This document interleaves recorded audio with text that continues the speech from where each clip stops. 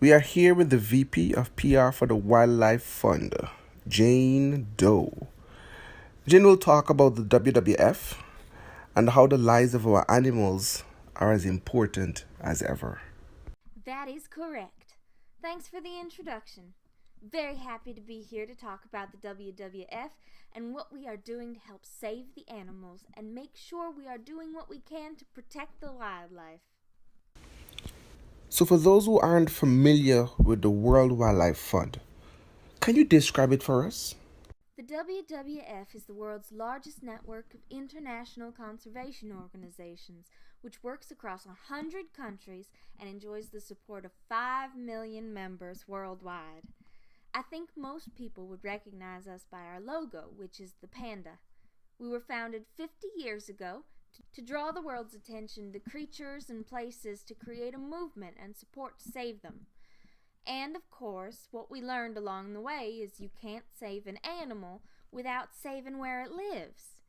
You can't save its home without engaging the communities around it. At the end of the day, it all comes down to climate change, and we need to do whatever we can to help steer the ship the right way. Tell us a little bit about your love for animals and why you decided to work here. Well, first off, I was raised on a farm, so I was surrounded by animals my entire life. I learned to milk cows, herd cattle, raise chicken, etc. I would get very sad when any of my animals would get sick or die and wanted to make sure I did whatever I could to help them enjoy their lives the best I could. From there, I decided to continue my animal studies in school. I double majored in PR and in agricultural studies. While I do not live on a farm anymore, I have 2 dogs and a cat, so it seems like I still live there. I guess I didn't answer your second question, but since I love animals and care for them deeply, I wanted to continue in a field where I can be hands-on and spread the word. I think I've done a good job so far. What a great story. Seems like you found the perfect career path. Can you describe the mission of the World Wildlife Fund? Our mission, plain and simple, is to protect the wildlife. We started in Africa looking to save elephants from extinction. We realized that unless you have a big enough space for elephants to roam around, they won't survive. We worked on creating parks throughout Africa. However, you need to have boots on the ground if you want this to continue to work. If there is no one to help protect, then the mission fails.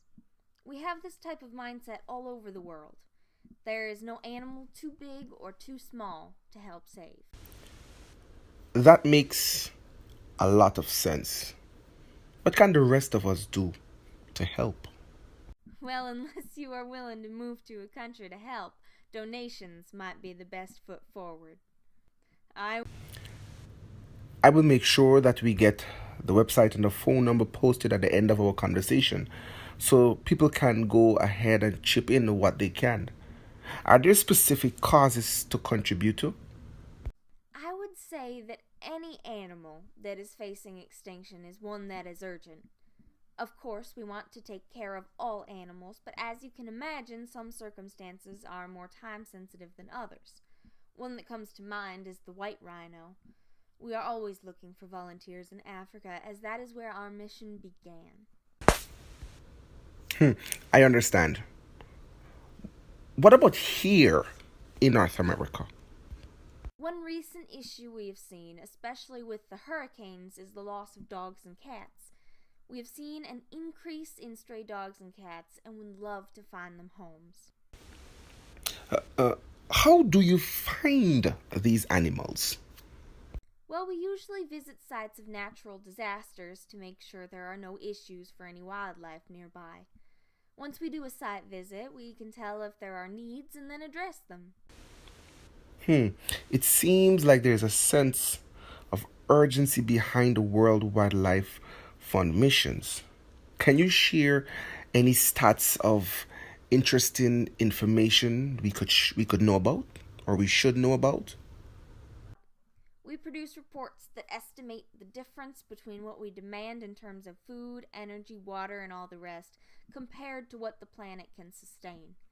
2 years ago, we were at 1.3 times what the planet can sustain over the long term. This year, we're at 1.5. It would be the equivalent of a farmer not just eating the plants that he grows, but eating the seeds that he wants to plant for the following year. I'm sure that can paint a picture. Well, tell us, what can the world do to help?